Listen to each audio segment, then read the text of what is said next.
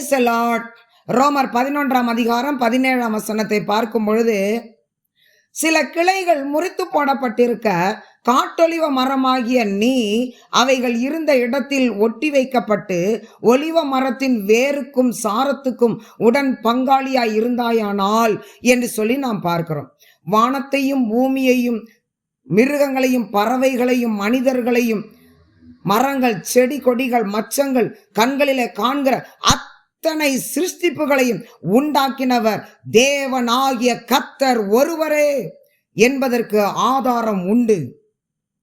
இந்த சரித்திரம் உண்மை சரித்திரம் பரிசுத்த வேதாகமத்தில முழுவதும் அப்படியே எழுதப்பட்டிருக்கிறது. பிரியமானவர்களே, மனிதர்கள் தன்னை உண்டாக்கின தேவனாகிய கர்த்தர் யார் என்பதை அறியாதவர்களாகவும் அறிந்தும் ஏற்றுக்கொள்ளாதவர்களாகவும் அவரவர் தன்னுடைய மனம் போன போக்கில தங்களுடைய இஷ்டத்தின்படி ஒரு வழியை தேர்ந்தெடுத்து கடந்து செல்லுகிறவர்களை காட்டொலிவ மரத்திற்கு சமமாய் நாம் பார்க்கிறோம். பிரியமானவர்களே, அப்படிப்பட்ட காட்டொலிவ மரமாகிய நாம் சொந்த தகப்பனாகிய நம்மை உண்டாக்கின தேவனாகிய கர்த்தரை அறிந்து கொண்ட பிற்பாடோ அவர் நம்மை ஒலிவ மரத்தோடு இணைத்து அவருடைய அன்புக்கு பாத்திரவான்களாக அவருடைய பிள்ளைகளாகிய நம்மை அவரோடு சேர்த்து கொள்ள அவர் துடிப்புள்ள தேவனாயிருக்கிறார்.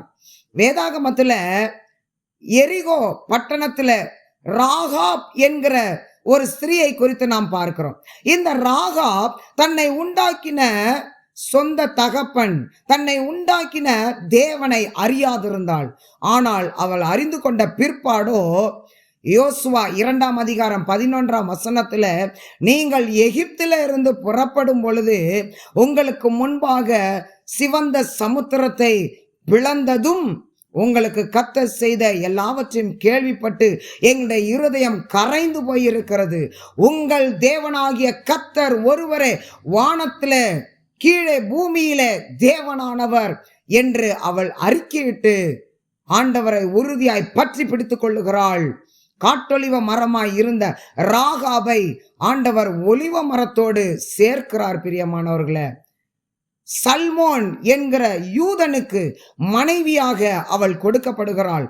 அவளுக்கு பிறந்தவன் தான் போவாஸ் என்கிற யூதன். போவாஸ் ஓபேதை பெற்றான், ஓபேத் ஈசாயை பெற்றான், ஈசாய் தாவீதை பெற்றான், தாவீது சாலமோனை பெற்றான்.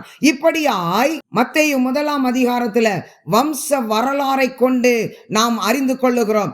இவர்களுடைய சந்ததியில, அதாவது ராகாப் சேர்க்கப்பட்டால் பாருங்க, அந்த சந்ததியில யூத கோத்திரத்துல உலக ரட்சகராகிய ஆண்டவர் இயேசு கிறிஸ்து பிறந்தார் என்று சொல்லி மத்தேயு 1 நாம் பார்க்க முடிகிறது. ரூத்தை குறித்து பார்க்கும் பொழுது அவள் ஒரு மோவாபிய ஸ்திரீ, தன்னை உண்டாக்கின தேவனாகிய கர்த்தரை அறியாதவள். ஆனால் ஒரு நாளிலே அவள் அறிந்து கொள்ளுகிறாள். தன் மாமியாரை இறுக பற்றி பிடித்துக் கொள்ளுகிறாள். அவள் சொல்லுகிறாள், உங்களை விட்டு நான் விலகி போக மாட்டேன், நீங்க தங்குற இடத்துல தான் நான் தங்குவேன், உங்களுடைய தேசம் என்னுடைய தேசம், உங்களுடைய ஜனம் என்னுடைய ஜனம், உங்களுடைய தேவன் என்னுடைய தேவன் என்று சொல்லி அவள் பகிரங்கமாய் சொல்லி ஆண்டவரை இறுக பற்றி பிடித்துக் கொள்ளுகிறாள். அந்த காட்டொலிவ மரமாய் எண்ணப்பட்ட ரூத்தானவள் ஒலிவ மரத்தோடு இணைக்கப்படுகிறாள், ஒட்டி வைக்கப்படுகிறாள். போவாஸ் என்ற யூதனுக்கு மனைவியாக கொடுக்கப்படுகிறாள். பிரியமானவர்களே, அந்த வம்ச வரலாற்றை தான் நாம் மத்தேயு 1 இப்பொழுது நாம் பார்த்தோம். அதன்படி பார்க்கும் பொழுது காட்டொலிவ மரங்களாய் இருந்த ராகாப் மற்றும் ரூத் இவர்கள் சொந்த தேவனாகிய கர்த்தரை அறிந்து அவர்களை ஏற்றுக்கொண்ட பிற்பாடு அவர்கள் ஒலிவ மரத்தோடு இணைக்கப்படுகிறார்கள். யூதர்களுக்கு மனைவியாய் கொடுக்கப்படுகிறார்கள். யூத கோத்திரத்துல ஆண்டவராகிய இயேசு இவர்களுடைய சந்ததியில அவர் பிறக்கிற சரித்திரத்தை நாம் வாசிக்கிறோம்.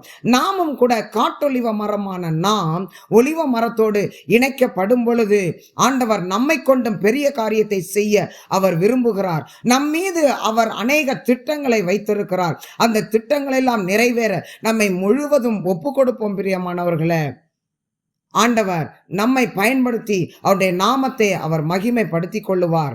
ஒலிவ மரங்களாய் வாழ்ந்து கர்த்தருடைய நாமத்தை உயர்த்துவோம். தேவன் தாமே நம் ஒவ்வொருவரையும் அளவில்லாமல் ஆசீர்வதிப்பார். ஆமென்.